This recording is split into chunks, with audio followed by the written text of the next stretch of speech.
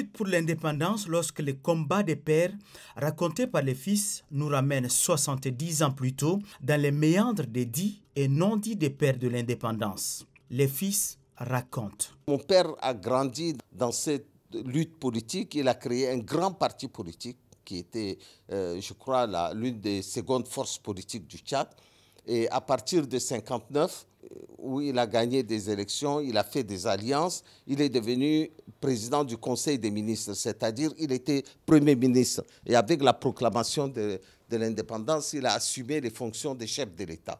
Ça n'a pas beaucoup duré parce qu'à l'époque, il y avait beaucoup d'instabilité politique dans le pays. Donc il a été renversé au profit de Tomba Albay.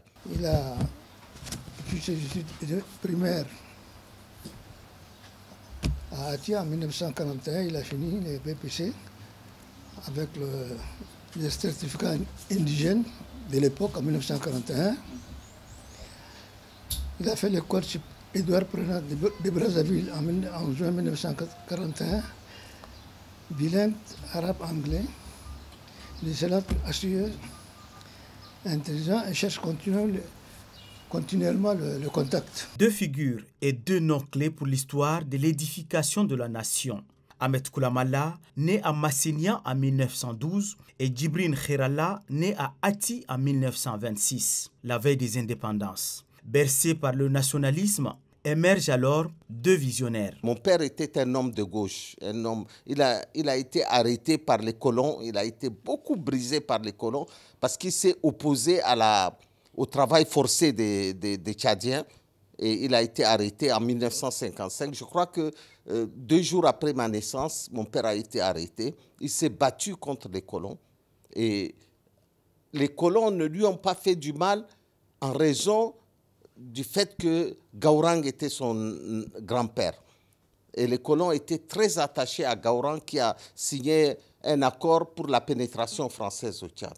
C'est assez curieux d'ailleurs parce que mon grand-père Gaourang a signé l'entrée des Français au Tchad et moi j'ai signé le départ des troupes françaises du Tchad, pour vous dire que l'histoire nous réserve quelquefois des surprises. Plus d'un demi-siècle, Abderrahmane Koulamalla et Ahmed Al-Khassim Khairallah se souviennent des détails des activités politiques de leur père. C'est Tourangaba, le grand homme politique tchadien, qui est venu lui demander s'il pouvait aider la création du PPT-RDA.